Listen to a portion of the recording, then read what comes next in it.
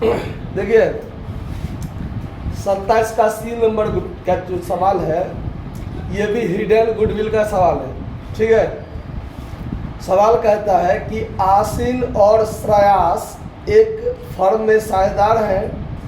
Firm के लाभ में 1/5 हिस्सा के लिए अजय को नया साझेदार के रूप में अपने हिस्से की पूंजी के रूप में 5,000 लाता है। यहाँ ये बात स्पष्ट क्लियर हो गया कि 1/5 हिस्सा के लिए यदि वो 5 लाख पूंजी लाता है तो total capital of the firm यानी पूरे व्यवसाय का जो पूंजी होना चाहिए वो कितना होना चाहिए? 25 लाख रुपया होना चाहिए ना। अच्छा, आगे देखिए क्या कहता है कि उस समय फर्म की कुल संपत्ति 15 लाख की थी और बाह्य दायित्व कितना का था? 5 लाख का था। तो ध्यान दीजिए, जो पुराना साझेदार होगा उसका पूंजी कितना होगा? पुराना साझेदार का पूंजी कितना होगा? पहले से पूंजी था 15, संपत्ति था 15 लाख और लायबिलिटीज था 5 लाख। तो एसेट्स में से लायबिलिटीज घटाइए तो कैपिटल बचता है। तो पुराने दोनों साझेदार का पूंजी कितना था? 10 लाख, यही था ना। ठीक, तो अब यह सवाल जो बनेगा, ध्यान दीजिए 27 का सी, RS 5 लाख ब्रॉट बाय, साझेदार का नाम क्या है? Ajay, brought by Ajay. अरे असीम तो पुराना साझेदार है, नया साझेदार अजय है ना जो 5 लाख ला रहा है। RS 5 lakh brought by Ajay for 1/5 share in profit. ठीक है, इसीलिए total capital of the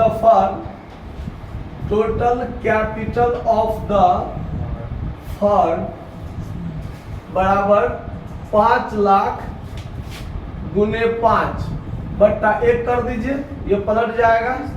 total कितना होना चाहिए? 25 लाख। अब देखिए कैपिटल ऑफ ओल्ड पार्टनर। अब पहले यहाँ एगो चीज निकालना पड़ेगा, कैपिटल ऑफ ओल्ड पार्टनर बराबर पहले से जो एसेट्स था, total assets minus outside liabilities.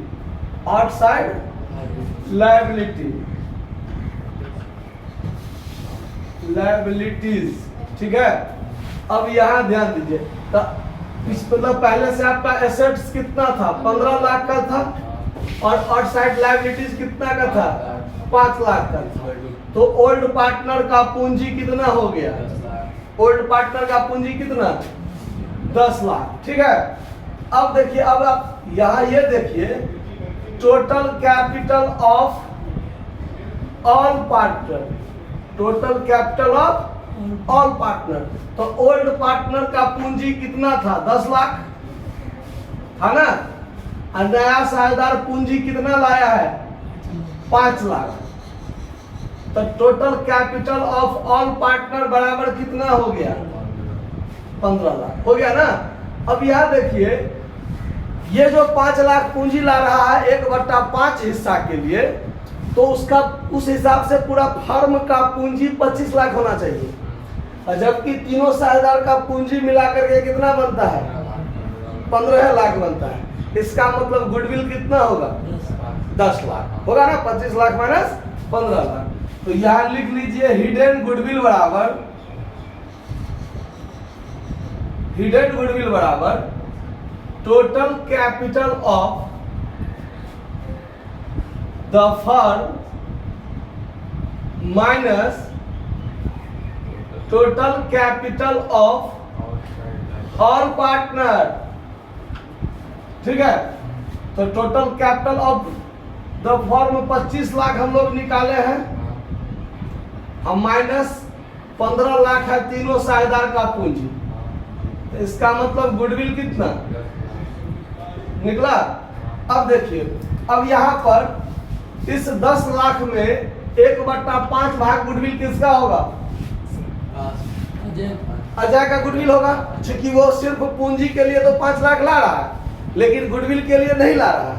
इसका मतलब इसी 5 लाख में उसका पूंजी भी होगा कुछ, और कुछ उसका गुडविल भी होगा। होगा कि नहीं होगा? तो यहाँ देखिए, यहाँ ये लिखेंगे टोटल गुडविल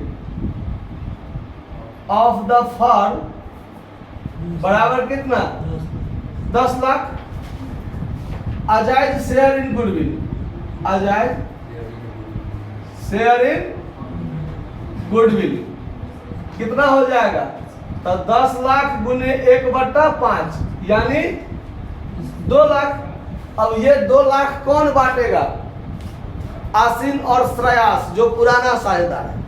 किस अनुपात में बांटेगा? त्याग अनुपात में। तो पुराना अनुपात दिया हुआ नहीं है, तो पुराना अनुपात बराबर, नया अनुपात भी नहीं है तो पुराना ही त्याग। तो पुराना अनुपात बराबर बराबर, तो त्याग भी कितना होगा? बराबर बराबर। तो यहाँ लिख दीजिए सैक्रिफाइस रेशियो ऑफ आसीन एंड श्रेयास बराबर 1:1। तो आसीन्स शेयर कितना? 2 लाख गुने 1/2, 1/1 है ना? हाँ। श्रेयास